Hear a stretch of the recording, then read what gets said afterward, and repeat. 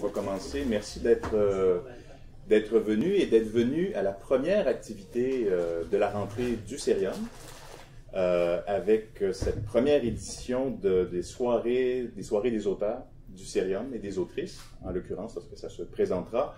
C'est pour ceux qui ont l'habitude ou ceux qui sont déjà venus à d'autres activités similaires, c'était ce qu'on appelait auparavant les soirées littéraires. Mais comme la littérature pure n'était plus ou moins représentée, nous avons rebaptisé Soirées des auteurs et des autrices. Alors, bienvenue et re-bienvenue à ceux qui avaient déjà assisté et participé. Je m'appelle Jean-Frédéric Légaré-Tremblay, je travaille au Cerium, je suis responsable des communications, mais ce n'est pas parce que je suis responsable des communications que je suis là, c'est parce que ça me faisait plaisir de lire le livre de Gérard et que j'aime bien animer à l'occasion sur les sujets qui me plaisent. Alors voilà, nous sommes là aujourd'hui aussi pour lancer le nouvel ouvrage de Gérard Boismenu, Un monde désenchanté, essai sur la crise sociale et politique. Je crois qu'ici, beaucoup de gens connaissent déjà Gérard Boismenu. Je ne réciterai pas le long CV, j'irai avec politologue, oui, professeur de sciences politiques à l'Université de Montréal. Je crois que ça situe convenablement qui vous êtes. Tout à fait. J'en profite évidemment pour saluer, remercier les presses de l'Université de Montréal, qui est notre partenaire dans la maison d'édition à laquelle est publié cet ouvrage, et un partenaire aussi dans cette aventure des soirées des auteurs. Alors, Gérard, j'ai envie de lancer tout de suite la conversation. Ne vous inquiétez pas, nous aurons du temps aussi pour une période des questions avec l'assistance par la suite, et je m'effacerai à ce moment. Mais le titre m'a beaucoup plu, m'a beaucoup attiré au départ. Évidemment, ça semblait être un essai engagé, ça semblait viser large. Et aussi, ça faisait écho à une chanson de Mylène Farmer que j'aime beaucoup, mais ça n'a pas vraiment de lien avec le sujet. La chanson ou Mylène Farmer? Ben, les deux sont un peu indissociables, mais la chanson, surtout, qui est une Montréalaise aussi. Alors, c'est peut-être aussi le fait que je me suis intéressé à l'histoire de Mylène Farmer. Peu de gens le savent. Mais bon, ne nous égarons pas. Un monde désenchanté. Et moi, je croyais au départ que ça faisait écho à la notion de Max Weber, que reprenait plus tard Marcel Gauchet. Mais ce n'est pas exactement ça. Il n'est pas question ici du recul de la religion dans la société. C'est tout autre. Alors, qu'est-ce que ce monde désenchanté? Et j'ajoute aussi dans la question, mon interrogation, ce n'est pas le désenchantement du monde, pour reprendre justement l'expression de Weber et plus tard Gauchet, c'est un monde désenchanté. Donc c'est déjà un fait avéré. Qu'est-ce que ce monde désenchanté dans lequel nous vivons? Je vais reprendre un peu le titre, mais en même temps le situer dans la démarche qui m'apparaît, qui est la mienne depuis le début. Bon, évidemment, j'avais un titre de travail qui n'était pas celui-là. Et c'est au fur et à mesure où j'ai avancé dans l'argumentation, c'est un titre qui s'est imposé à moi, d'une certaine façon. Et je vais d'abord, pour y arriver, peut-être faire un petit détour. On voit dans nos sociétés, je parle de sociétés occidentales, c'est-à-dire d'Europe occidentale et d'Amérique du Nord, on voit des phénomènes qui sont un peu nouveaux, mais récurrents, c'est-à-dire une opposition, des repères politiques et sociaux qui disparaissent, l'éclatement des forces politiques, la mise en cause des institutions politiques, la désaffection par rapport à la démocratie, toute une série d'éléments de cet ordre-là qui font en sorte que ça ne peut pas être juste l'humeur du temps. C'est pas juste accidentel. Il doit y avoir quelque chose qui fait qu'on a des éléments qui ne sont pas tous identiques, mais des éléments qui sont similaires d'une société à l'autre. Des sociétés qui, par ailleurs, partagent beaucoup de traits communs. C'est pour ça que j'ai délimité à l'Europe occidentale et à l'Amérique du Nord. Donc, pour creuser sur cette question, je suis parti simplement d'une chose, c'est-à-dire qu'une des caractéristiques de la période plus actuelle, c'est-à-dire depuis 1980, c'est le fait qu'on a une accentuation des inégalités de revenus, des inégalités sociales aussi. Alors, ça a été bien démontré, je pense, notamment avec les travaux de Piketty, mais pas qu'avec les travaux de Piketty. Ça a été bien démontré. Il y a eu plusieurs commentaires et commentateurs sur, non pas juste Piketty, mais sur la réalité par rapport à l'inégalité. Alors, je vais prendre deux exemples de prix Nobel d'économie, mais je ne carbure pas au prix Nobel d'économie, mais c'est juste comme point de départ, ce sont des économistes. Alors, par exemple, Stiglitz écrit dans son livre « Le prix de l'inégalité », l'inégalité nous coûte très cher, Le prix de l'inégalité, c'est la détérioration de l'économie. Il reste dans son espace, dans son espace de confort. C'est la perte de confiance dans la démocratie. Et c'est une menace pour le sentiment d'identité nationale. Son livre porte sur les États-Unis. Et dans la suite du livre de Piketty en 2013, il y a un livre très important, aussi important que le livre de Piketty, en termes de volume, qui a été publié, je pense, par Harvard, qui porte sur After Piketty. Et là-dedans, il y a plusieurs chapitres de livres. Il y en a un de Solow, aussi prix Nobel de l'économie, qui dit « L'aspect le plus frappant, c'est l'écart remarquable entre les riches et le reste de la population. » Et là, il continue, et cette tendance antidémocratique est inquiétante, et elle trouve finalement sa voie dans la conscience publique et la rhétorique politique. En d'autres termes, ces deux auteurs nous amènent à dire ce qu'on peut repérer au plan économique, nous amène à nous interroger sur la scène politique, dans le domaine politique. Et là, je me dis, c'est à nous, comme sociologues et politologues, pour peu qu'on tienne à nos compétences, c'est à nous d'investiguer la chose. Alors, ce que j'ai essayé de démontrer, parce que l'inégalité de revenus, c'est une chose, mais ça peut apparaître comme assez statique et un peu désincarné. Je peux bien dire que le 1% des plus riches a 30% de l'économie, 18% aux États-Unis, par exemple. Je peux dire que les 10% les plus riches ont tant aux États-Unis, tant en Europe. Bon, tout ça apparaît comme étant un peu abstrait. On peut comprendre que ça veut dire quelque chose, mais c'est un peu abstrait. Alors, je me suis dit, je vais travailler sur les conditions de vie. C'est-à-dire partir de l'inégalité pour interroger la question des conditions de vie, des manières dont les gens peuvent se débrouiller. Et en mettant l'accent sur ce que j'ai appelé les gens d'en bas. Bon, il y a plusieurs auteurs qui travaillent sur les gagnants dans la société actuelle. C'est pas par misérabilisme, mais j'ai voulu parler des gens qui sont les perdants dans la société actuelle.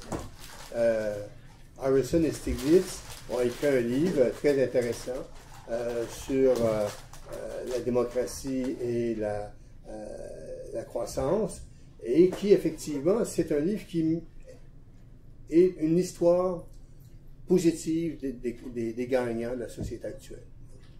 C'est pas dit comme ça, mais c'est en creux, c'est ce que ça signifie, parce que je passe les détails sur ce livre. C'est pas grave, c'est simplement pour dire que ça m'apparaissait important de jeter un coup d'œil sur la société d'en bas.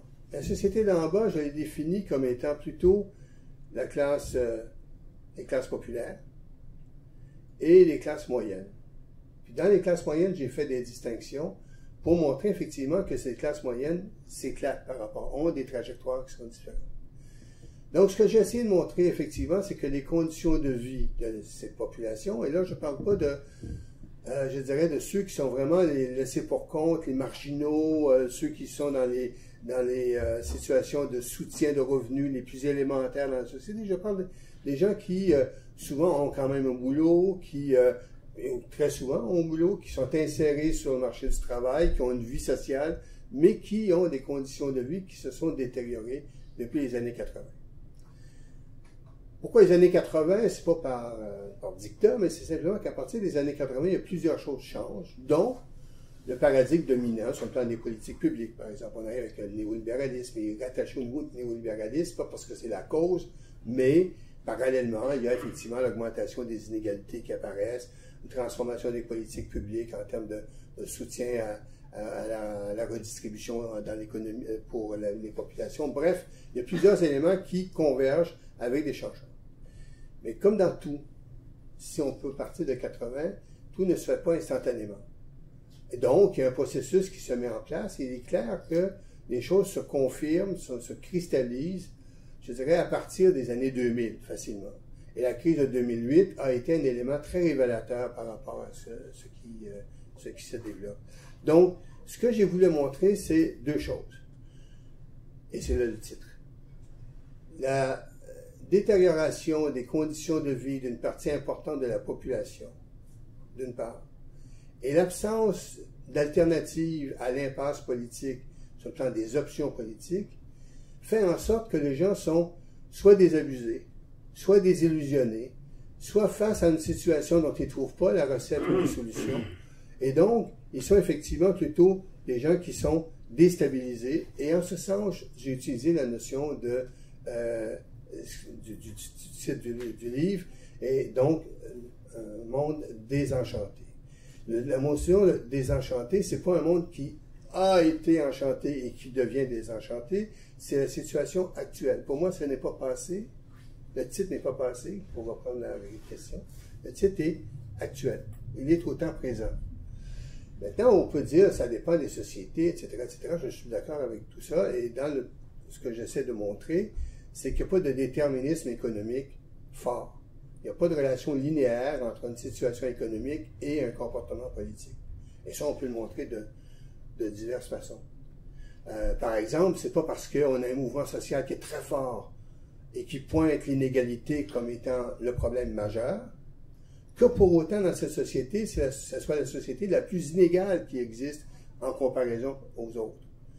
Et si on prend par exemple la France, je prends ça comme exemple, c'est pas au hasard, là, mais si on prend la France, tout le mouvement des Gilets jaunes était basé sur l'idée de l'inégalité, de la détérioration des situations, etc. Et quand je prends des statistiques, c'est pas pour jouer à professeur m'abuse, mais quand on prend des statistiques, on se rend compte que il y a beaucoup d'éléments qui ne corroborent pas l'idée que c'est une situation qui est la plus critique.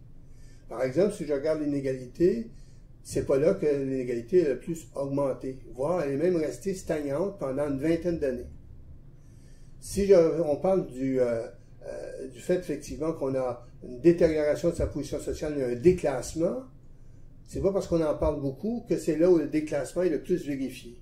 C'est la distance entre, je dirais, la revendication politique, la mobilisation politique, et ce que j'appellerais le fait avéré, c'est-à-dire ce qu'on désigne comme étant le problème initial. Alors la question se pose, c'est comment il se fait qu'on a de tels décalages. Ça exclut donc la relation linéaire entre, je pourrais dire, les indicateurs économiques et les mouvements sociaux. Donc, cette question de la détérioration des conditions de vie, elle ne peut pas se baser juste sur la répartition inégale des revenus. Il faut donc lui donner plus de chair, plus de contenu. C'est ce que j'essaie de faire dans la première partie du livre. Oui, et il y a beaucoup effectivement de comparaisons que vous faites entre les pays basées sur beaucoup de données de l'OCDE, et on ne rentrera pas aujourd'hui, je pense, dans l'énumération de données, mais la démonstration sur les différences socio-économiques est assez probante. Et il y a des distinctions intéressantes que vous faites entre les différents, et surprenantes parfois, entre les différents pays de l'OCDE qui sont en Europe occidentale et aux États-Unis. Et vous avez parlé de la dimension plus subjective, plus socio-culturelle du déclassement, et j'aimerais y revenir. Mais avant, vous avez déjà touché justement à le processus qui nous a amené à cette situation. Parce que vous partez au départ des 30 Glorieuses, du système fordiste, et pour arriver finalement à cet état, à ce monde désenchanté.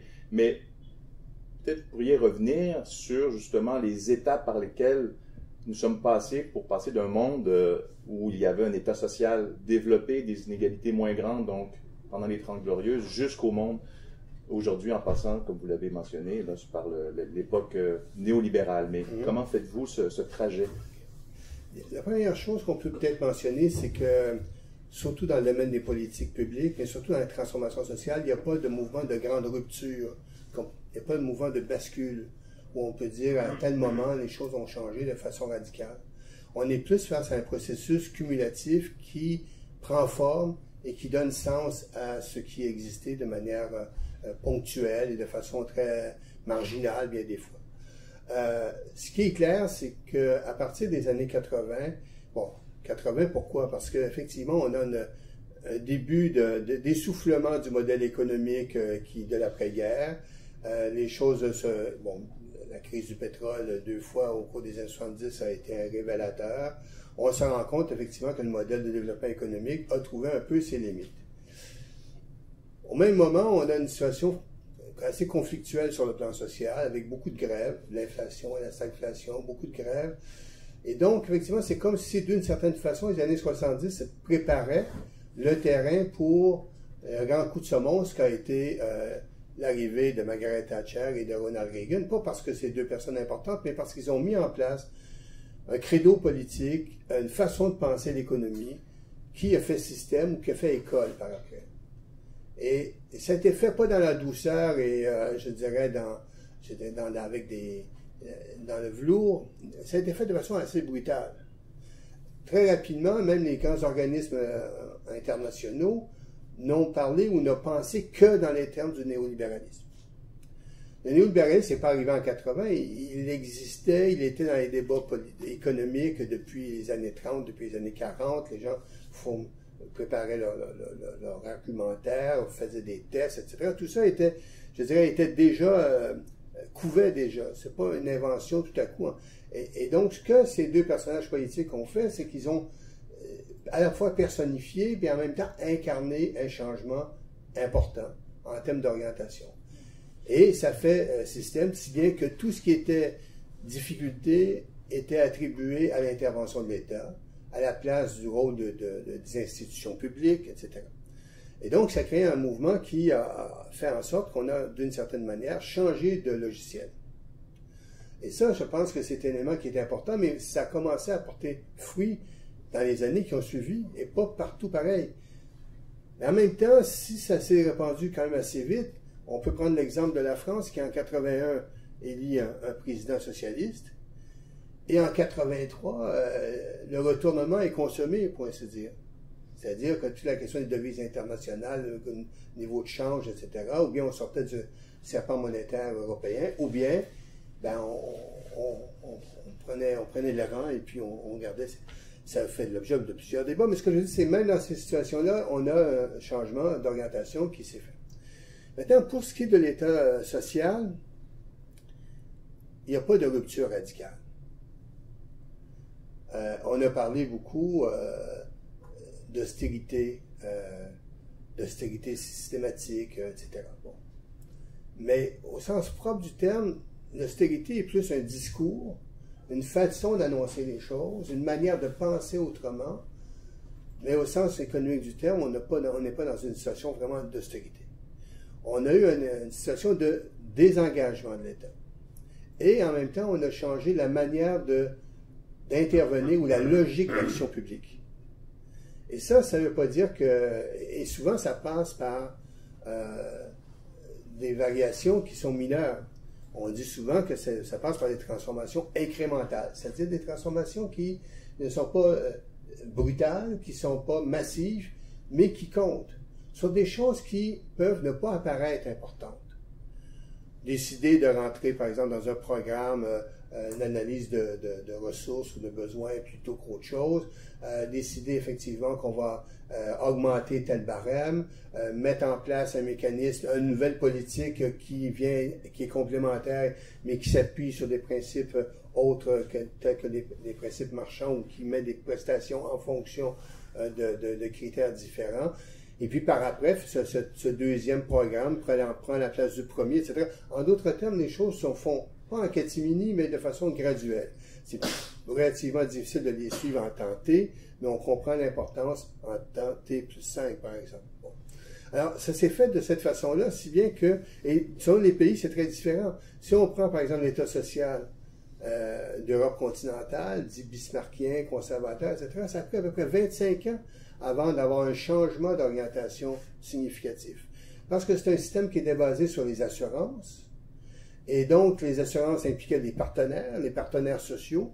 Il y avait toutes sortes de points de veto ou de blocage qui faisaient en sorte que les changements n'étaient pas faciles à faire. Pendant un bout de temps, on s'est dit, système conservateur, l'État social conservateur, donc d'Europe continentale, est en hibernation. Il n'était pas en hibernation, il était en maturation pendant tout ce temps-là pour arriver vers autre chose.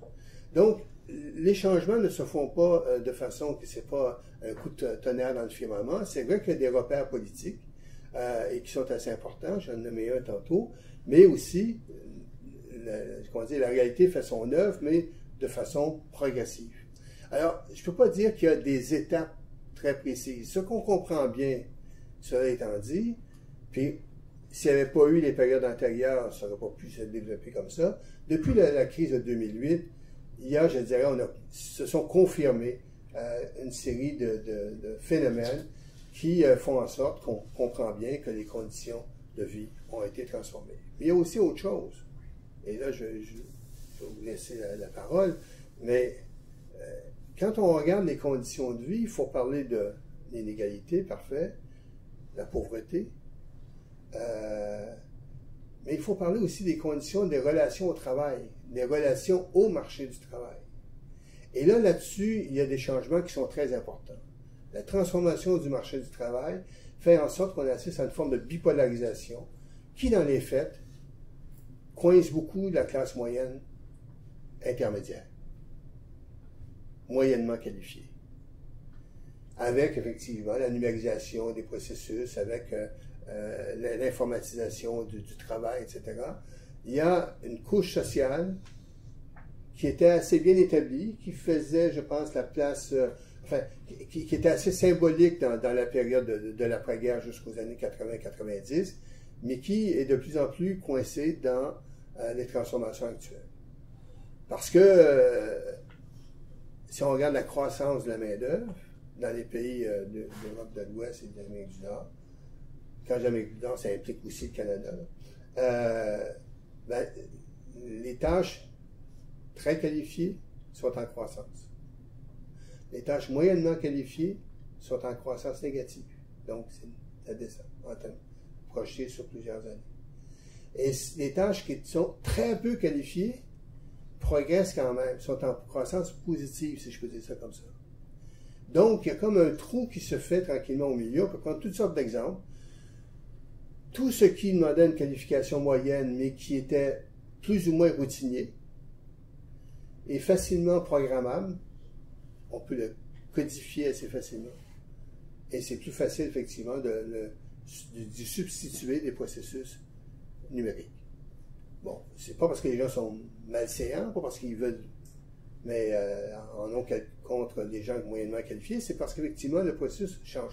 Actuellement, peu qualifiés et tous les services aux personnes sont moins routiniers, sont moins codifiables, sont moins programmables, et donc sont davantage là. Mais en même temps, c'est souvent des tâches qu'on ne rend pas très visibles. C'est des tâches qui ne sont pas très valorisées, et souvent, c'est des tâches qui sont mal rémunérées. On a vu durant la crise du COVID que souvent ces personnes sont devenues invisibles, sont devenues visibles. On en a parlé comme étant des gens sur le front. On s'est rendu compte que leur rémunération était faible. Je ne parle pas juste du soin sanitaire, mais des soins en général et des services aux populations. Et donc, on s'est rendu compte qu'il y avait une importance pour ces personnes. Je ne pense pas que ça ait beaucoup de suite, peut-être par la suite, mais ces personnes-là sont souvent, je dirais, un peu souterrains dans notre regard sur la société. Donc, pour répondre à la question, je ne vois pas comment on peut scander, sauf certains repères au plan politique, ou la crise économique de 2008, par exemple, mais il y a un processus qui est cumulatif et qui fait son œuvre. Donc, pour ces classes déclassées, c'est comme une lente érosion. Plus ou moins avec des coups d'accélération parfois, mais une érosion qui se passe dans le temps, oui, dans le temps long. Et là, vous avez beaucoup parlé justement de la situation. Qui sont ces déclassés? Dans les acceptions peut-être les plus dramatiques ou méprisées, on pense par exemple au Basket of Deplorables de Hillary Clinton qui définissait comme ça les électeurs de Donald Trump. On pense aux 100 dents de François Hollande par exemple. Là, vous en avez déjà donné quelques... Ça, c'est peut-être les manifestations les plus, c'est ça, méprisantes et dramatiques, si on veut. Mais ce que je comprends, c'est que ce que vous brossez comme portrait de ces classes déclassées est plus vaste. Ce n'est pas la partie... J'ai l'impression qu'on ne parle... que ces politiciens n'ont parlé que de la partie émergée. Donc, qui sont-ils exactement au sens socio-économique? Même si on regarde certains indicateurs, par exemple, les revenus, les diplômes... qui sont-ils exactement? Où est-ce que vous tracez la ligne, si on veut? Moi je pars du principe que c'est pas parce qu'on est vraiment au bas de l'échelle que pour autant on réagit fort et que pour autant on vit notre situation la plus mal. Parce que, en fait, on se rend compte que ce à quoi les gens réagissent, c'est pas tellement au niveau, par exemple, de revenus, mais c'est plus à la variation. Les différents tests ont été faits au plan économique, sociaux, Et donc, ce qu'on voit effectivement, c'est la sensibilité à plusieurs éléments, et c'est pas juste au fait que je suis carrément au bas de l'échelle. Les sans-dents, pour moi, c'est un petit peu, je ne sais pas si je comprends pas l'expression, peut-être, je ne sais pas. J'ai appris cette expression-là quand c'est sorti d'ailleurs. C'est une façon un peu méprisante de parler de ce qu'on pourrait appeler du sous-prolétariat ou quelque chose, ou pour nous on pourrait dire les BS, mais bon, je ne suis même pas sûr. C'était ma compréhension aussi. Oui, bon, okay. Donc, quand on regarde, juste un aparté, quand on regarde dans les Gilets jaunes, c'est pas ceux qui étaient sur l'aide sociale qui étaient sur les barricades ou qui étaient dans les ronds-points, etc. C'est pas ces gens-là. C'est pas des gens qui étaient tous chômeurs. C'est des gens qui ont la condition de vie détériorée et qui voient effectivement qu'ils sont en perte de vitesse par rapport à leur niveau de vie, par rapport à ce qu'ils pensaient que leurs enfants étaient pour faire, par rapport à leur trajectoire pour les 5-10 prochaines années. Bref, c'est des gens qui sont un peu affolés par le fait que, à raison sans doute, par le fait que ce qu'ils pensaient comme étant assuré, qui leur convenait, semble se dérober. Ils sont dans une ville, dans une municipalité, une commune, ils ont les services à proximité, ils ont le médecin, ils ont éventuellement toutes les conditions sanitaires, que ce soit pour l'obstétrique ou autre chose. Ils ont l'école. Et tout à coup, depuis 5-10 ans, il y a ce qu'on appelle là le désert médical. L'école a été rapatriée pour aller ailleurs. La rue principale ferme ses magasins les uns après les autres parce qu'il y a un supermarché ici ou là. Bref, c'est l'idée que l'univers contrôlé disparaît. Donc, ce que je veux dire par là, c'est juste un exemple pour prendre la France comme étant un exemple, mais ce que je veux dire là, c'est que c'est souvent aussi important que d'avoir un niveau salarial le plus bas. Et c'est la même chose, sur un autre aspect, les gens réagissent beaucoup sur la dimension comparative. S'ils ont l'impression que eux, leur situation se détériore alors qu'elle s'améliore chez d'autres, ils ont l'impression de subir une injustice. Et ça, c'est important. Et en même temps, c'est pas juste parce que les gens sont clairvoyants, c'est parce qu'ils sont dans une société où il y a des forces politiques, il y a des intervenants, il y a des gens qui font de la contestation, des gens qui ont des organisations qui vont tantôt dramatiser des sujets, alors que peut-être qu'il n'y a pas, je ne sais pas, qu'il n'y a pas matière de dramatisation, mais beaucoup plus que la réalité elle-même. Et ça compte dans la conception des gens. On va mettre l'accent sur le fait que les enrichissements d'une catégorie importante de la population en termes de salaire ou d'avantages et de tous ordres et le pointer jour après jour dans l'espace public aide à réagir ou amène à réagir pour dire effectivement que peut-être que moi je suis assez pour compte dans l'ensemble. Donc, ce que je voulais simplement indiquer, c'est que la dimension relative, variable, est un élément aussi important que la notion de niveau. Là, je réagissais à notre PS. Et là, ben, vous venez justement d'y toucher la politique dans tout ça, parce que vous parlez d'une reconfiguration du paysage politique un peu partout, des entrepreneurs politiques qui lancent des nouveaux partis, des coalitions, et qui, aux marges, on voit, vous parlez de de la gauche radicale et de l'extrême droite populiste, vous en parlez longuement. Donc, comment vous l'avez un peu abordé, mais comment vous faites ce rapport et comment le voyez-vous, cette dynamique entre cette classe d'électeurs et ces politiciens? Je vais partir de la conclusion, enfin, si on veut, où je vais, c'est-à-dire, je crois qu'on peut démontrer qu'il y a une impasse politique et qu'il y a une crise de représentation des partis politiques par rapport à la population. Si on revient au cours des années 80, par exemple, on se rend compte que ce qui était la gauche a plus ou moins changé de nature. Par exemple, les partis de gauche gouvernementale, j'entends les social-démocrates, socialistes, etc., bon, travaillistes, bon. Ce qui était la gauche s'appuyait beaucoup sur le vote ouvrier et le vote des employés. C'était, je dirais, le bassin de recrutement du vote et la base électorale. Et bon, il y avait aussi d'autres catégories sociales, intellectuelles, etc. Et ce qu'on remarque, et puis Piketty, avec ses collaborateurs, en fait une bonne démonstration, parce qu'il prend plusieurs pays, c'est pas la France seulement, c'est une de ses qualités d'ailleurs, parce que j'aime bien la France, mais si on travaille juste sur la France, on ne peut pas extrapoler beaucoup. Mais donc, il fait une étude pour montrer que la propension des gens qui sont très diplômés à voter pour la gauche de gouvernement est très élevée. Et que ça apparaît dans les années 80 et ça se confirme dans les années 90. Les études, qui ne sont pas de Piketty, mais en politique comparée, montrent que l'appui électoral de la classe ouvrière, des employés, tend à diminuer à partir des années 80, tout ça se confirme dans les années 90. Pas tout est égal, c'est pas tout synchrone pareil en Europe en particulier. Mais à l'opposition, c'est un déclin du vote ouvrier, mais une augmentation du vote classe moyenne. En d'autres termes, ce que je veux dire par là, c'est que les socialistes ou la gauche du gouvernement devient un parti de plus en plus de classe moyenne. L'interlocuteur imaginaire, si on peut dire ça comme ça, de ces partis, c'est la classe moyenne. Et donc, effectivement, on assiste à un changement important. Il y a un livre qui prend des études de cas, 5 études de cas en Europe, sur la reconversion des partis sociodémocrates, mais aussi la France et puis aussi les travaillistes, donc, en gros, à gauche du gouvernement. C'est un processus qui a été entamé au début des années 80, qui a pris 2 décennies dans certains cas.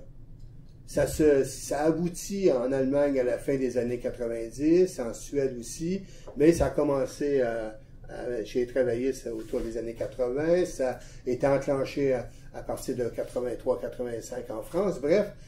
Et tout ça, effectivement, a donné lieu à des luttes internes assez importantes. Ça n'a pas été fait dans le bonheur et l'allégresse, ça a été fait dans la douleur.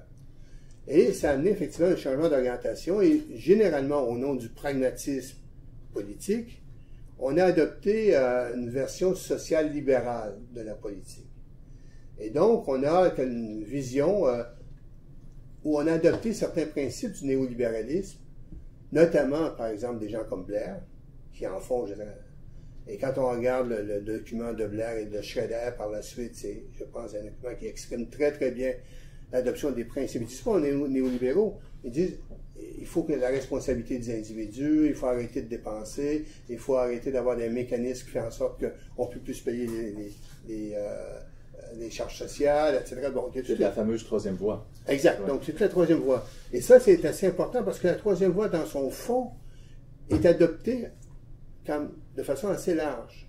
Et ce qui vient brouiller les pistes, c'est le fait que à la fin des années 90, alors que la gauche du gouvernement déclinait, en tout cas n'était plus en mesure d'être au gouvernement, à la fin des années 90, tournant des années 2000, on a 14 pays européens qui sont dirigés par la gauche, ou avec la gauche, membre de la coalition gouvernementale de façon significative.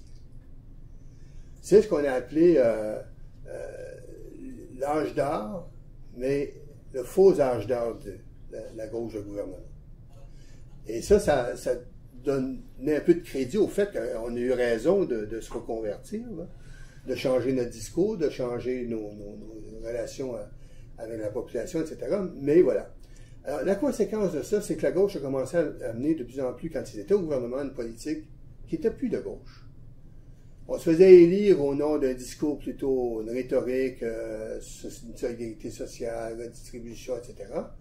Mais la politique était mise en place, faisant en sorte que ceux qui étaient de gauche ne se retrouvaient plus dans cette politique. Et je pense qu'il y a eu une perte de crédibilité assez importante qui a commencé. Ça ne veut pas dire qu'ils ont été nettoyés de la scène publique, de la scène politique, mais on voit effectivement qu'ils sont rentrés là dans une espèce de période de déclin, pas final, fatal. Ben, en Allemagne, les socialistes, les sociodémocrates sont toujours là, sont même à la tête de la coalition. Ils ont eu une période assez compliquée, mais là, bon, ils restent à la tête. Mais à d'autres endroits, je pense, on revenait sur la France, on a une situation qui est assez lamentable pour ce qui est de la position des socialistes. Me semble-t-il, Peut-être que ça va changer, mais en tout cas, ça apparaît de cette façon-là. Donc, ce que je veux dire, c'est qu'à un moment donné, les gens se disent, on vote pour un, on vote pour l'autre, c'est le centre-gauche, c'est le centre-droit. Quelles sont les démarcations, les marqueurs fondamentaux qui permettent de distinguer entre les deux, et quel est mon vrai choix? Et donc, je pense que là-dessus, les gens ont la perception de plus en plus qu'il y a une forme d'impasse. C'est pour cette raison-là qu'ils disent, l'un ou l'autre, c'est pareil. Bon. On va chercher autre chose. On a tout essayé, mais lui, il nous présente des choses assez bizarres. Bon, mais il exprime bien notre révolte. Mais pourquoi pas essayer de ce côté-là? En fait, ce genre de manifestation qu'on connaît dans plusieurs pays est une manifestation, je dirais, du constat de du désabusement ou de l'impasse constatée sur le plan politique pour ce qui est des grandes forces traditionnelles ou conventionnelles. Donc, une impasse qui est assez importante et qui fait en sorte que pour aller au-delà, et cette impasse, j'ai oublié de dire une chose, c'est que les partis gouvernementaux ont perdu de plus en plus d'assises politiques. Les partis de gouvernement ont une assise électorale de plus en plus limitée. Donc, ça crée un espace politique pour d'autres forces. Impasse plus ouverture d'autres espaces politiques ou électoraux, ben, ça fait en sorte que, pas par nécessité, mais ça fait en sorte qu'on a une place pour d'autres courants qui s'appuient justement sur la colère, sur l'insatisfaction, sur le désabusement, sur l'impression qu'il n'y a rien à faire et donc il faudrait tout essayer, y compris celui qui... J'ai une caricature que j'ai, je vais terminer là-dessus, j'ai une caricature qui est par un dessinateur grec, qui va comme suit. C'est comme en période électorale, il y a un loup avec un brassard où on a la croix gammée. Il y a 3 brebis qui parlent entre elles. Et une dit aux autres, je vais voter pour le loup. Ça va faire peur à notre propriétaire. Donc, ça va faire peur au berger. Donc, la question, il n'y a pas que ça, mais il y a aussi ça. Et puis, tranquillement, quand ces forces de droite ou d'extrême droite ou d'extrême gauche se sont mieux installées, surtout d'extrême droite, eh bien, les gens commençaient à dire, ouais, mais peut-être que c'est pas si risqué. Peut-être que c'est pas si grave. Et là, il y a des études qui montrent que les gens essaient de, sans faire de l'anticipation rationnelle, pondèrent, je dirais, la part du risque à voter pour l'extrême droite. Et évidemment, on comprend dans votre analyse qu'il y a une responsabilité de la part des partis traditionnels de centre-droit, centre-gauche d'avoir adopté une rhétorique, surtout pour la gauche, de redistribution de la richesse, de solidarité, mais dans réalité d'avoir fait un pacte avec le néolibéralisme dans une certaine mesure. Donc, il y a une responsabilité fondamentale que vous leur attribuez dans leur choix de politique publique. Mais vous dites aussi explicitement que c'est comme s'ils avaient aussi rhétoriquement, en réaction justement à cette espèce de ligue ou de liaison qui est en train de se faire avec des électeurs qui se sentaient laissés pour compte et les nouveaux partis aux extrêmes, en les méprisant. Vous utilisez par exemple en regardant, en délégitimisant ces infâmes populistes, en parlant même de ces électeurs et électrices, et non seulement les leaders. Là, c'est pas vos exemples, mais je reprends ce que je prenais tout à l'heure, le basket of deplorables ou les sans-dents. Donc, même dans leur rhétorique, il y a quelque chose qui manifestement attisait. Oui, en fait, je pense que c'est une faillite intellectuelle de la part des partis conventionnels pour penser autrement et se colter avec les vrais défis que rencontre une bonne partie de la population, en les reconnaissant même pas, ces défis, de toute façon. Parce qu'il y a comme l'idée que ces gens-là vont suivre de toute façon. C'est comme une valeur négligeable. Bon, je reviendrai là-dessus éventuellement quand je serai étagère à la fin du livre. Mais donc, il y a le fait que dans la dynamique, à partir du moment où les partis de centre-droit et de centre-gauche, même les extrêmes, que les radicaux commencent à s'imposer plus sur la scène publique, à avoir une audience, à avoir un électorat. Le fait de vouloir les ostraciser, le front républicain, comme on dit en France, ça a été bon pour Le Pen père, pour les élections présidentielles. Mais on voit bien aujourd'hui que ça n'a aucun effet. Et ce que je dis dans cet extrait, c'est que,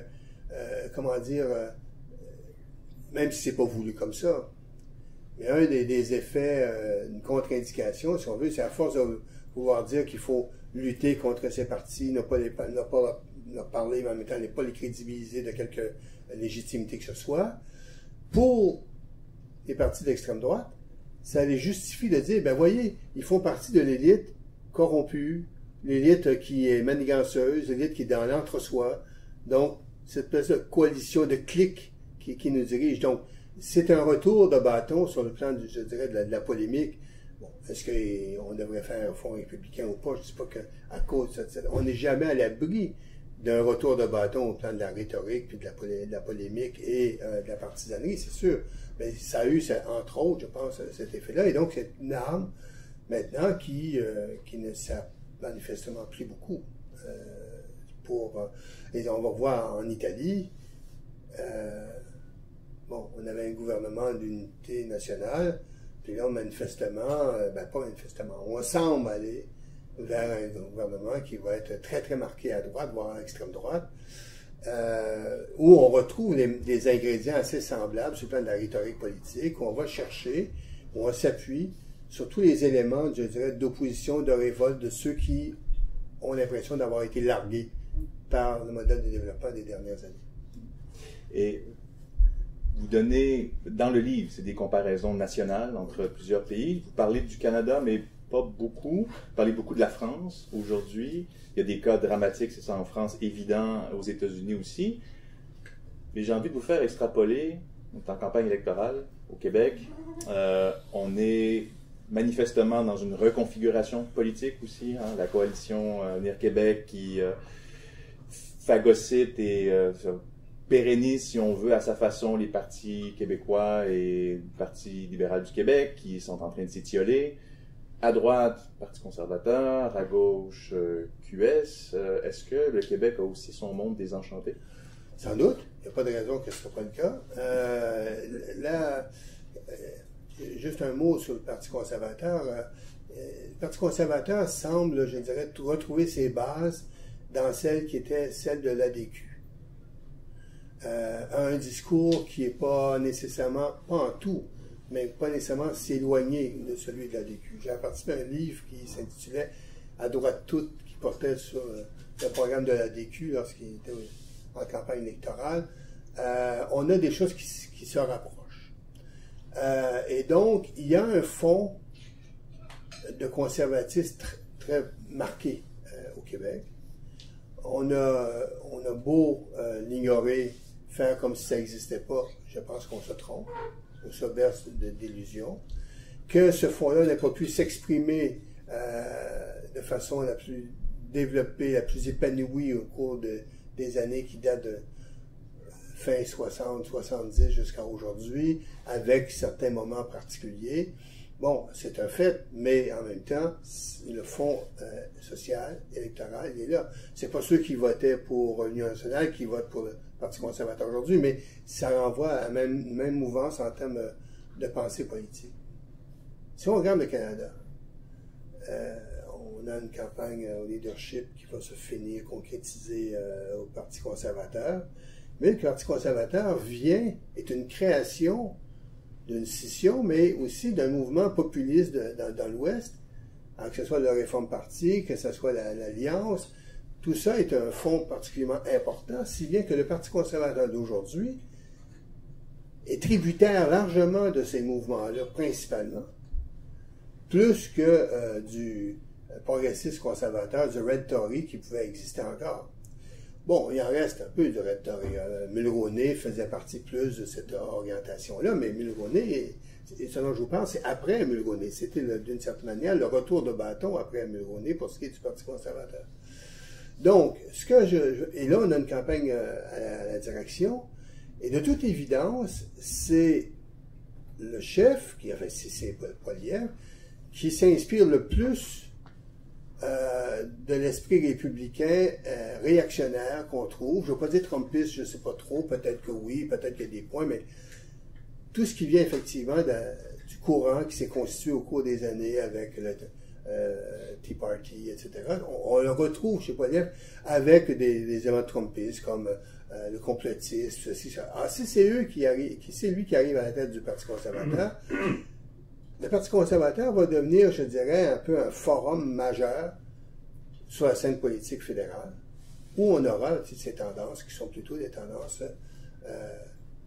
est-ce que je peux dire d'extrême droite?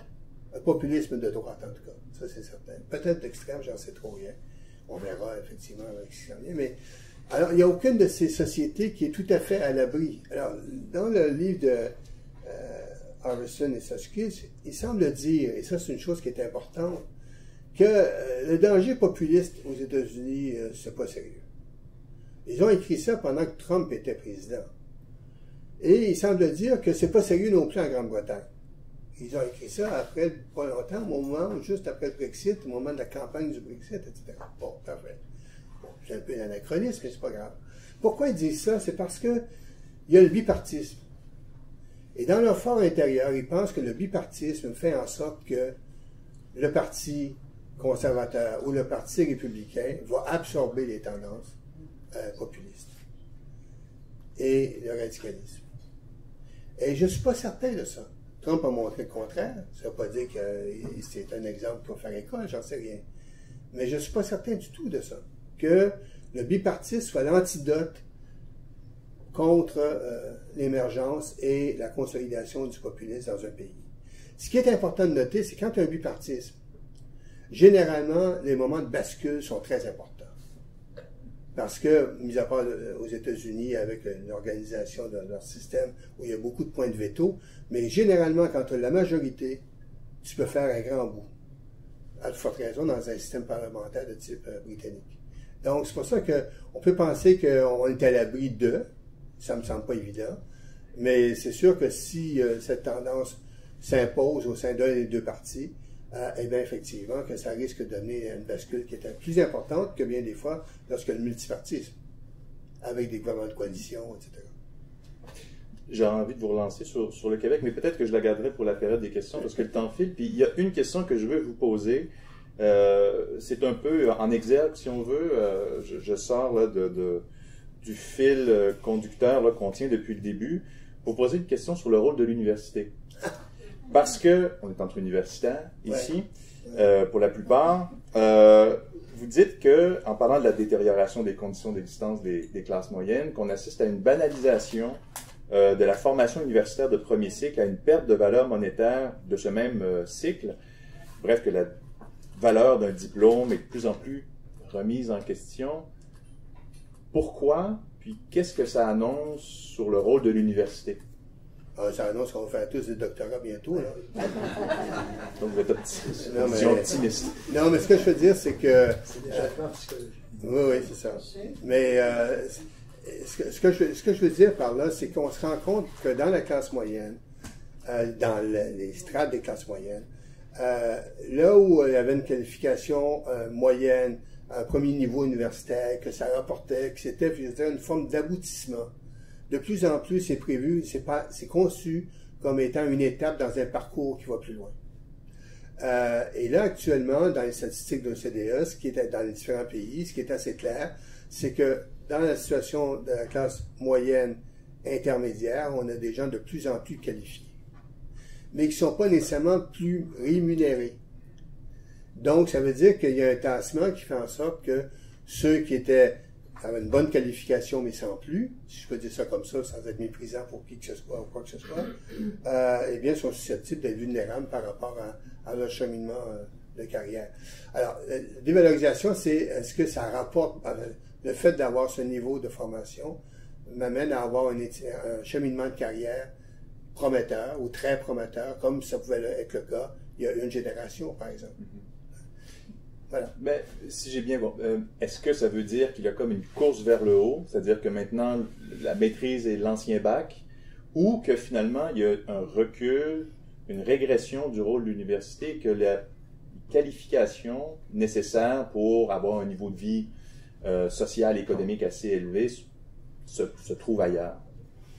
Je ne dirais pas que l'université recule, pas par principe parce que je suis à l'université, mais je pense que ça ne recule pas. Mais il y a une chose pour laquelle il faut être attentif, c'est que les entreprises se donnent des programmes de formation internes qu'ils valorisent beaucoup. Donc, c'est un élément de cheminement de carrière par une mobilité ascendante, évidemment. Est-ce que je peux mettre en parallèle une maîtrise avec une formation interne dans des grandes entreprises?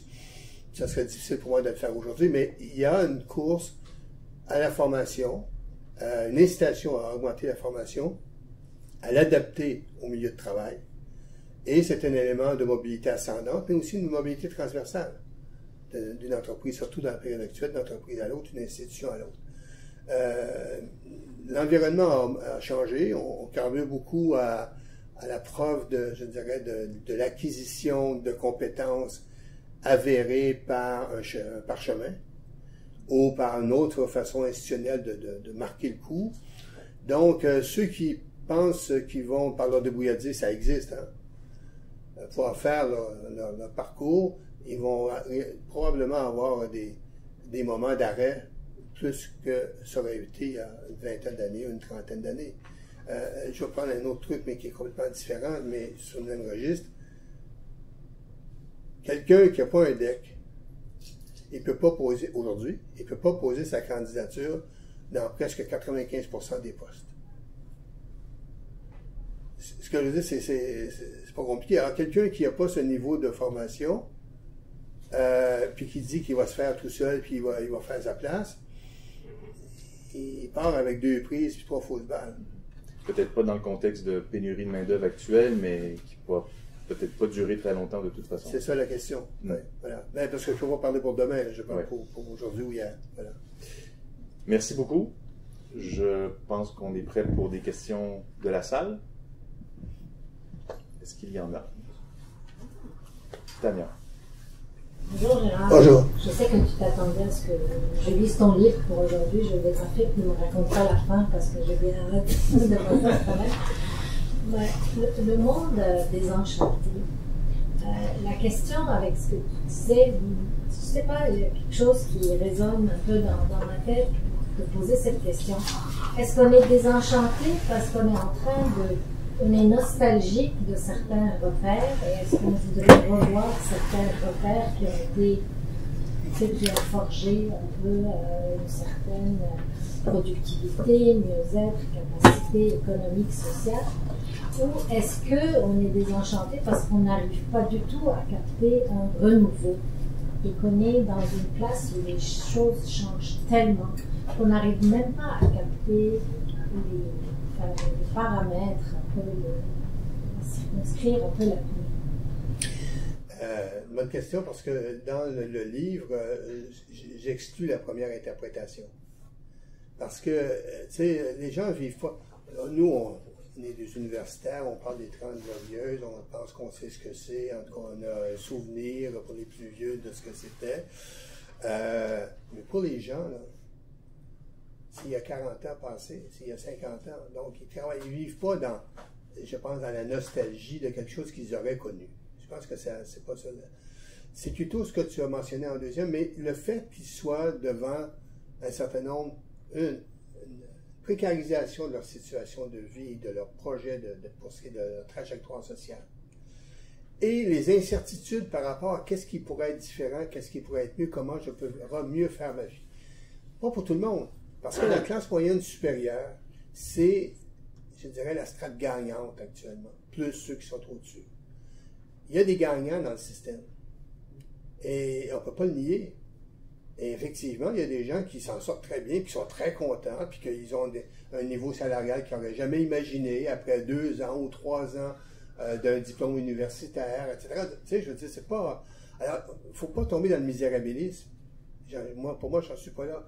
J'ai mis l'accent sur une partie de la population assez importante, je pense majoritaire, mais il y a toute l'autre partie, l'autre face de la Lune, si on veut. Et eux, ils ne sont pas en déperdition, ces gens-là. Ils ont un niveau de littératie numérique pour se débrouiller très bien. Ils ont une formation qui correspond aux attentes, aux standards. quelqu'un qui est en gestion de ressources humaines, pour prendre un exemple au hasard, compte tenu de la place que prennent les bureaux de gestion de ressources humaines dans à peu près toutes les institutions, et compte tenu effectivement de la mobilité de la main-d'œuvre, ceux qui étaient là, qui se déplacent, c'est un domaine où on recrute tout le temps et où on a des profils de carrière. C'est pas. Alors, aller dire ça à quelqu'un qui est dans un sentier qui est prometteur, il va dire c'est pas pour moi. Et je suis d'accord que c'est pas pour lui, que c'est pas pour elle. Donc, c'est pour ça qu'il faut éviter de. Je ne veux pas dire que l'ensemble de la société est en train dans une situation mortifère et ne pense juste qu'à se mettre la tête sur le bio. C'est pas ça du tout, je veux dire. Je veux dire qu'il y a une partie importante de la population qui, je crois, est majoritaire, a un sentiment qui est peut-être un sentiment existentiel. Et c'est pour ça que j'ai dit désenchanté. En fonction de ce que je disais, conditions de vie et l'absence d'ouverture ou d'horizon prometteur. Donc, ça veut dire que si on avait à faire quelque chose comme alternative, moi je ne suis pas là pour faire de la science-fiction, mais il faudrait avoir un projet de société qui interpelle les gens, qui est basé un peu sur la redistribution pour qu'il y ait des gagnants dans la société qui ne soient pas juste parmi une catégorie très précise, mais surtout être capable d'interpeller les gens sur un projet de société dans lequel on peut croire. Et je pense que c'est ça qui est... Alors, moi, chez les politologues, les gens disent que les gens sont quand même pour le néolibéralisme dans la politique publique. La preuve, les gouvernements qui ont mis ça en place se sont fait réélire. Il y a toute une littérature là-dessus sur l'évitement du blâme, etc., etc. Bon. Que les gens votent par défaut pour quelqu'un qui a mené une politique de coupe budgétaire alors que l'autre promettait la même chose ou pire, ça me convainc pas d'une adhésion au néolibéralisme. Mais c'est par défaut, les gens. Et puis, effectivement, il y a tous ceux qui regardent ailleurs sur des choses qui sont peut-être extravagantes ou un peu farfelues. Donc, ça veut dire effectivement qu'ils ne se sentent pas interpellés par un projet porteur. Alors, c'est pour ça, ni par une foi dans le néolibéralisme. Donc, c'est pour ça qu'il faut éviter de penser que les gens sont nostalgiques, je ne crois pas. Et puis, il faut penser à la chose comme si ce n'était pas tout le monde qui est dans cette... Alors, quand je dis un monde désenchanté, je ne vais pas dire le monde est désenchanté, c'est pas la même chose. Hein? Donc, c'est pour ça que... merci de ta question, ça permet de clarifier des choses. Merci. Nadine? M. Beaumenu, ce monde désenchanté, donc celui que vous avez ciblé, entraîne-t-il un monde désespéré, sans espoir? Entraîne-t-il nécessairement un monde désespéré, sans espoir? Est-ce que tu pourrais répéter la question parce qu'on n'entend pas très bien? Répétez la question. Est-ce que le monde désenchanté dont je parle est désespéré? Ou entraîne un désespoir? Entraîne un désespoir. Automatiquement, il entraîne un désespoir. Ben, écoutez, moi, très honnêtement, Nadine, je ne fais pas de la psychologie sociale, je ne sais pas, il faudrait voir. Je sais en tout cas qu'il y a des gens qui donnent l'impression qu'ils n'ont rien à perdre. Dans le sens où ils peuvent aller dans des directions qui ne sont pas nécessairement très assurées, qui sont peut-être aventureuses, mais ils vont y aller pareil, ne serait-ce que pour tester le coup, pourquoi pas. Ou ils vont s'abstenir de participer au vote. Donc le niveau, parce que c'est une autre chose sur la scène politique, le niveau d'abstention ne cesse d'augmenter, pas ici, pas là, en général.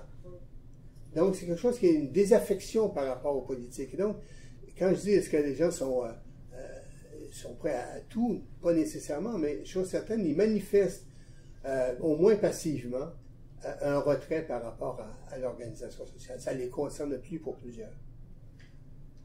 Le fait de dire moi je vote pas parce que ça ne m'intéresse pas, là. Je sais que ça existe un peu partout, et de plus en plus, c'est une manifestation, je dirais, individuelle, passive, si on peut dire ça comme ça, c'est pas si passif que ça, mais passive, d'une réaction qui signifie un manque d'adhésion ou d'intérêt.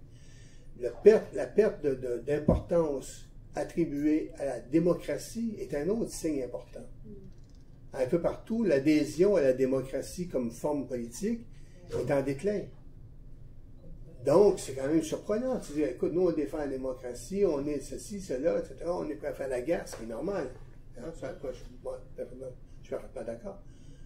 Mais un peu partout, que ce soit aux États-Unis ou dans toutes les sociétés qu'on vise, moi, je travaille sur 14 pays en termes de statistiques et autres, on voit effectivement qu'il y a, je dirais, un manque d'adhésion, y compris à quelque chose aussi général que la démocratie. Donc, je trouve que ce sont des manifestations, au plan personnel, inquiétantes. Merci. Maricia et Georges ensuite. Oui. Merci beaucoup. En fait, j'ai beaucoup pensé, pendant que vous parliez, là, dernièrement aussi, quand vous parliez du manque de projet social ou du manque d'adhésion à des valeurs, il y a aussi dans les rapports entre personnes proches, maintenant, c'est avec les crises et le contexte actuel, on n'est même plus d'accord sur des trucs de base. Et c'est pas seulement, enfin, peut-être avant, il y avait des conflits politiques, des clivages, et on a l'impression que le dialogue est même pas plus possible. Comment est-ce que vous... Et parlons aussi des fake news, voilà, par rapport au désenchantement, comment est-ce que... Ben, il y a une chose que je n'ai pas faite, enfin, il y en a plusieurs que je n'ai pas faites, mais il y a une chose que je n'ai pas faite, c'est d'aller vers la multiplicité des identités. Parce que c'est un terrain qui est quand même assez vaste, qui est un autre corpus, qui est d'autres... Et ça me serait apparu comme étant dans le prolongement de la réflexion. Et si je l'avais fait, j'aurais voulu bien le faire. Donc, je l'aurais fait rapidement, je n'aurais pas bien fait. Donc, je n'ai pas fait ça. Mais ce que vous dites là sur l'éclatement des repères, sur l'importance des réseaux sociaux, sur le complotisme, mais aussi sur ce qu'on appelle les fake news, etc., tout ça sont des phénomènes absolument majeurs. On a un chef du Parti conservateur qui a dit hier ou avant-hier qu'il n'y a pas de raison de se concentrer sur les gaz à effet de serre. Si on fait ça, c'est pour plaire à la galerie, et de toute façon, ça ne changeait rien. Bon, mais c'est assez étonnant qu'un responsable politique ou quelqu'un qui se veut responsable politique tienne un discours comme celui-là, qui est à l'antithèse de tout ce qui se dit de sérieux. Mais il a une tribune, il le dit, puis il y a des gens qui le croient. Tu sais, le projet de gaz liquéfié pour le Saguenay, il dit on en fait un référendum dans l'élection pour le Saguenay. Donc ça, c'est... Et plus il va y avoir de personnes qui ont une position pour prendre la parole, pour être couvertes, etc., ça va diffuser. Il y a une contamination de la scène du débat public par la présence, effectivement, d'orientation radicale extrême, si on veut, de ce type extrême droite ou de la gauche radicale à certains égards. Il faut dire que la gauche radicale, il n'y en a pas partout. Hein. En fait, la gauche radicale, il y en a principalement dans les pays où le Parti communiste occupait une place importante dans l'après-guerre. C'est vrai en Grèce, c'est vrai en Italie, c'est vrai en Espagne, c'est vrai au Portugal, c'est vrai en France. Quand le Parti communiste avait 21% du vote aux élections législatives, c'est quand même assez important. En Italie, il y avait plus que 21%, donc c'est une force majeure. Dans les pays autoritaires, c'était une force de résistance qui est tout à fait capitale. C'est comme si la gauche radicale, je veux dire, émergeait de cette tradition. Je ne peux pas en faire l'histoire, mais mais ce que je veux dire, c'est la gauche radicale, on n'en a pas partout. On a plus d'extrême droite partout, par exemple. Merci. Georges? Merci, Georges. Je vais les dire avec plaisir. Parce que ça va dans la ligne que j'aime. Mais une question pour toi, et peut-être pour le livre. Ça ne se focalise pas superbement sur les élites, non. Mais Piketty parle de méritocratie, mot que je pense. Il y a d'autres, Michael Sandel, Peter Mayer, quand il parle des partis politiques, c'était ça, donc. Mais qui n'en parle pas. Et ça rejoint un peu la question sur les universités. Les gens ont l'air de ne pas vouloir être gérés par des experts qui ont des doctorats. Et le débat politique, qui est un débat d'expertise, qui est incompréhensible pour la plupart des gens, plus ça va mal. Est-ce qu'il y a quelque chose à dire? Sûrement qu'il y a quelque chose à dire. Est-ce que j'ai développé cette partie-là? Pas vraiment. Ce que je montre au début, c'est que nos économistes, dont je parlais tantôt, et d'autres, dont Piketty aussi à sa façon, pointent le fait que les écarts de revenus qui sont inexplicables et inexpliqués portent atteinte à l'idéologie de la méritocratie, qui est propre, qui est rattachée traditionnellement, historiquement, à la démocratie. Et donc, effectivement, c'est comme si la méritocratie était invalidée par des différences exagérées de revenus de façon relativement inexpliquée. Cette captation des revenus importants par une partie de la population. Ça, c'est le point de départ. Mais par la suite, j'en reparle pas parce que essentiellement, j'essaie de voir comment on pouvait analyser l'émergence et le développement du populisme, par exemple, à partir du développement de la société dans plusieurs pays depuis les années 80. Donc, j'ai pas travaillé sur la méritocratie en tant que telle. On pourrait travailler sur la question de l'université aussi. Certains me disaient faire un livre sur l'université, puis je me suis dit que je finirais par ça, je commencerai pas par ça. Donc, ben voilà. Donc, je n'ai pas travaillé sur la question de la méritocratie. Je ne sais pas où je l'aurais mis dans l'ensemble. Il aurait fallu que j'investisse davantage sur pourquoi on a choisi le néolibéralisme, quel est le processus politique qui a amené à faire ces orientations-là, qu'est-ce qui est à l'origine des arbitrages qui ont été faits politiquement, mais j'ai travaillé sur le output et non pas sur le processus qui menait au output. J'ai travaillé sur les politiques mises en œuvre et non pas pourquoi on l'a mis en œuvre en tant que tel. C'est une question de choix. Oui. Je suis d'accord avec tout ce que vous avez dit. C'est dangereux, ça. Oui, mais non, je ne veux pas dire.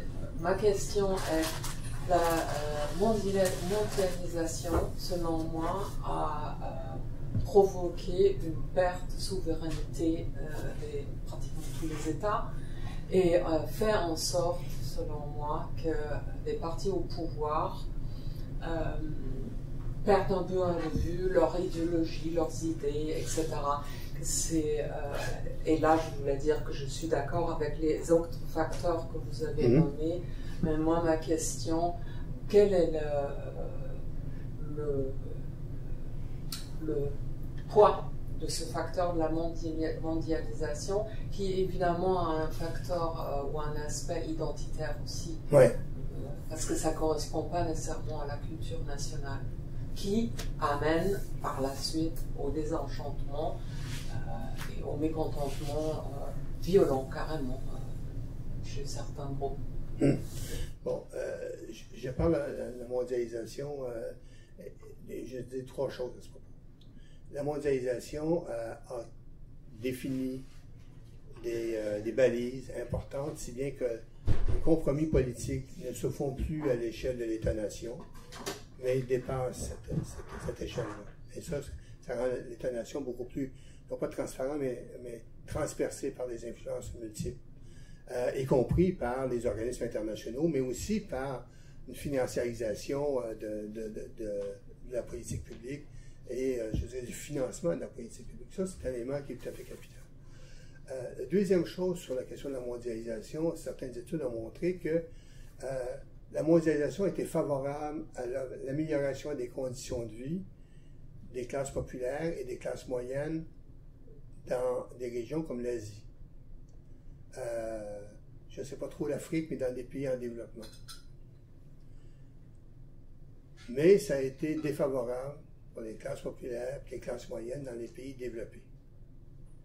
Et donc, on peut comprendre que la mondialisation devienne aussi, comment je peux dire, perçue non pas comme étant une menace, mais un facteur négatif sur ces conditions de vie. Et la question a été, je pense, là-dessus assez facilement démontrée. Ce qui est assez caractéristique, c'est le troisième point, ce qui est assez caractéristique par tous les mouvements, que ce soit de la gauche radicale ou l'extrême droite, ces deux courants, même s'ils diffèrent sur plein de choses, comme sur l'assise électorale, sociale pour les élections, etc., même s'ils diffèrent sur plein de choses, ils se rapprochent sur une chose. Plus qu'une, mais au moins sur une chose. Ils sont souverainistes. Ils sont contre la mondialisation. Ils veulent lutter contre, effectivement, ils valorisent l'autonomie nationale sur la capacité d'intervenir dans sa propre société. Donc, on a effectivement, dans ces deux tendances, un élément qui est commun. Il y a plus qu'un élément commun, mais il y a un élément qui est commun, qui est effectivement la lutte contre la mondialisation, qui est un facteur de ralliement.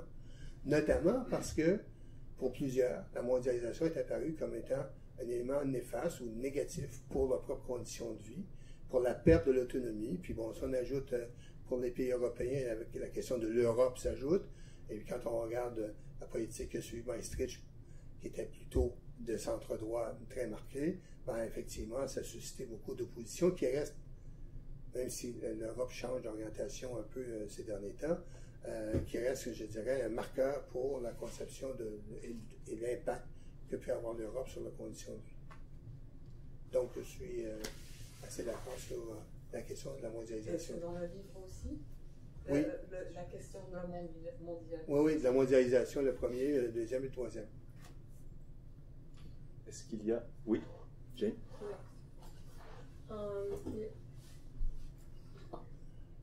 Oui, je t'écoute, non. Je suis multitâche. Je voulais revenir à ta réponse à la question de Tania et à la question de George. Parce que tu as parlé d'un projet de société.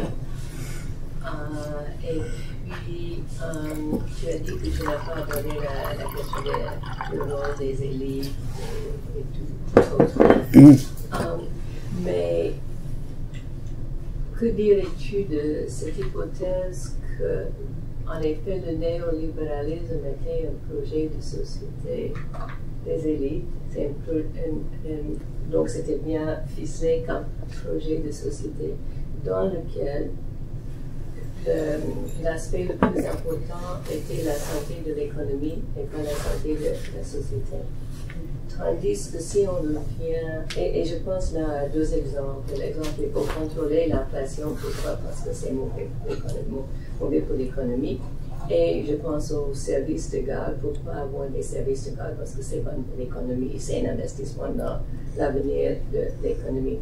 Donc on a rendu l'économie comme l'objet à protéger par la société. Si on revient avant, je sais que c'est pas ta période, mais tu connais bien l'histoire avant 80, là les projets de société qui étaient très liés à la démocratie étaient des projets pour faire avancer la classe ouvrière. Tu n'as pas mentionné le mot syndicat.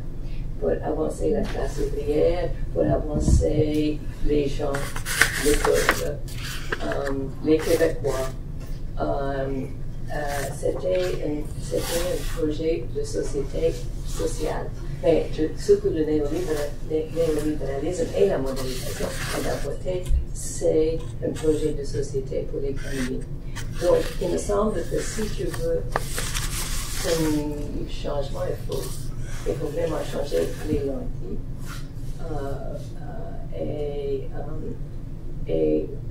et trouver des façons de remettre ce lien entre la santé de la société et l'avenir politique.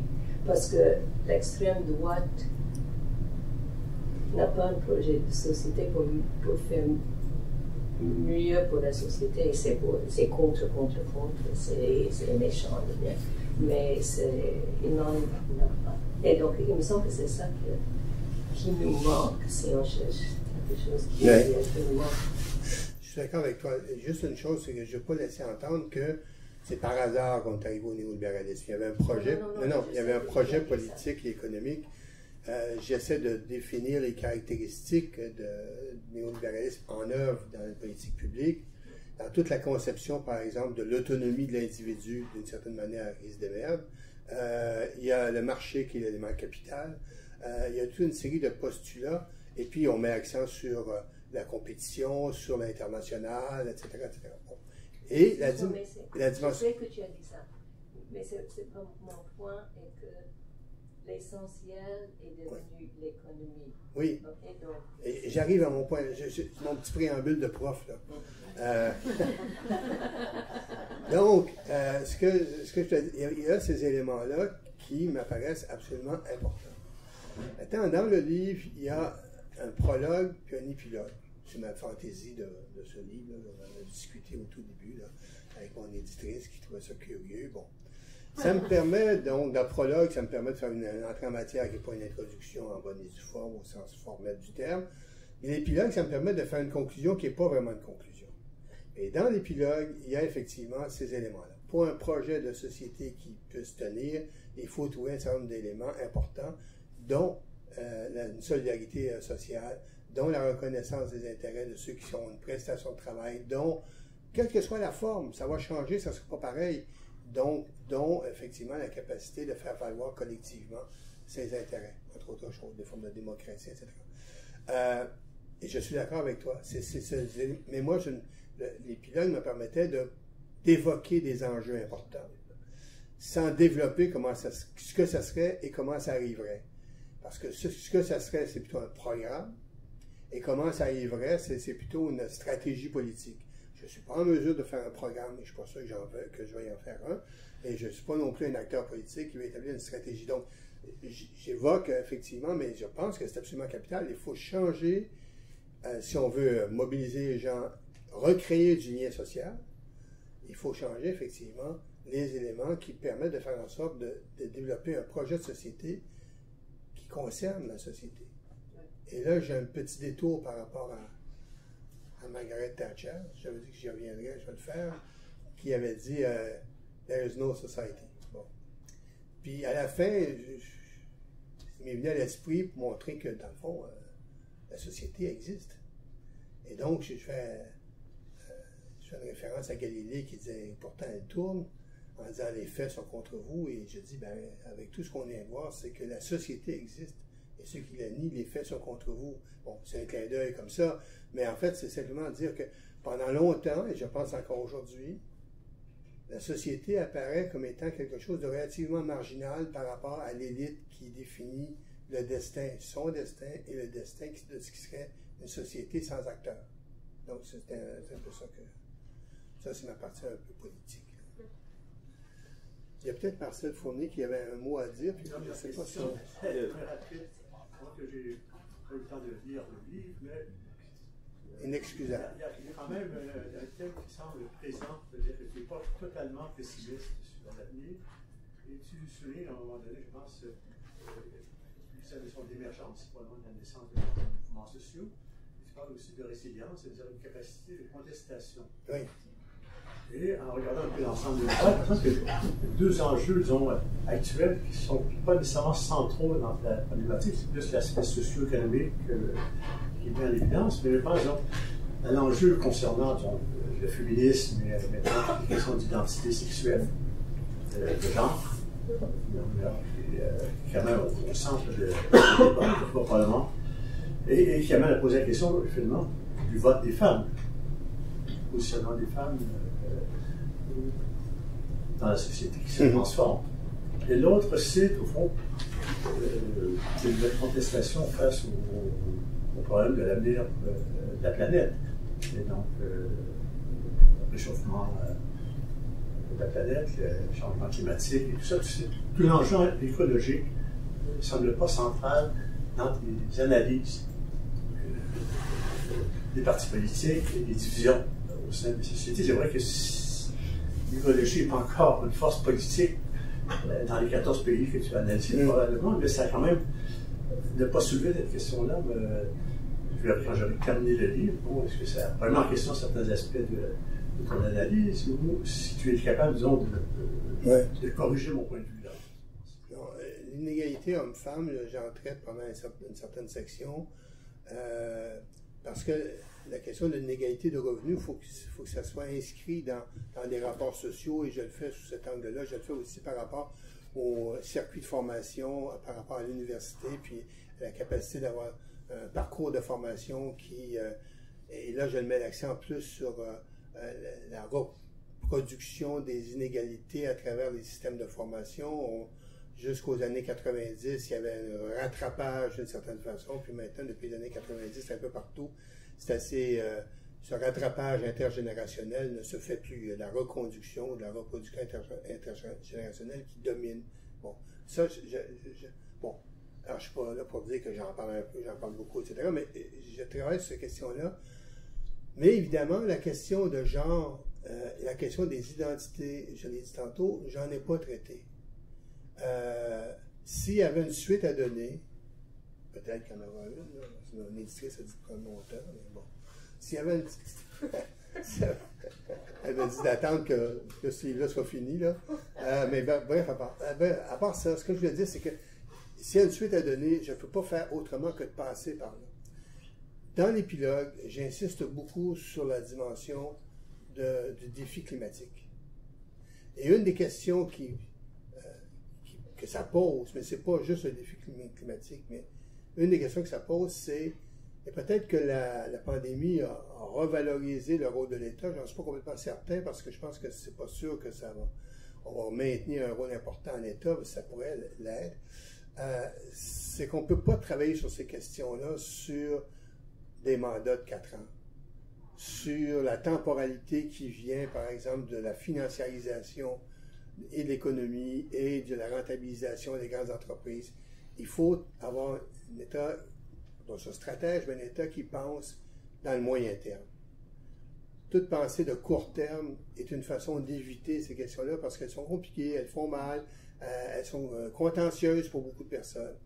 Et on est presque voué à une action tout à fait marginale ou ponctuelle, mais qui n'est pas celle qui est porteuse. Donc, comment arriver à avoir une intervention publique pensée dans le moyen terme, c'est une grande question. Et puis là, je ne sais pas si on peut avoir des conventions, mais je ne veux pas faire de la science-fiction, mais des conventions nationales qui a des engagements sur des grandes orientations qui seraient sur la question de l'énergie, sur la question du climat, etc., et qui, d'une certaine façon, projettent la société, quelle qu'elle soit, sur du moyen terme. Mais ça, je ne sais pas comment faire, mais ces questions-là sont absolument majeures. Puis si on reste dans des cycles de mandats gouvernementaux, on n'est pas nécessairement voué à quelque chose de très solide. Je sais que vous avez soif de vin et de lecture, mais il y a Catherine qui avait levé la main. Alors, je m'en voudrais de ne pas lui donner la chance de poser sa question. J'ai une petite question, puis on vient d'aborder la question, c'est le rôle de l'État. Puis c'est quelque chose, moi je me questionne beaucoup pour l'instant, dû aux événements récents, puisqu'on enseigne à nos étudiants, ce dont vous avez parlé, hein, le retrait de l'État, la mondialisation, les frontières, la dérégulation, les Thatcher, etc., la crise de 2007, tout ça. Mais là, on a quand même beaucoup de contre-exemples. Et j'irais même plus loin, alors qu'on disait que les mouvements de gauche étaient marqués par un étatisme fort, même si on pourrait dire une reconnaissance des corps intermédiaires, mais cette idée que l'État était important versus des mouvements de droite qui étaient sous la dérégulation, la disparition de l'État, etc. On voit même aujourd'hui des mouvements de droite qui prônent un État extrêmement fort. En fait, beaucoup de mouvements d'extrême droite donne une force importante à l'État pour régler même des questions qui n'étaient pas réglées ou pas de la tribu de l'État.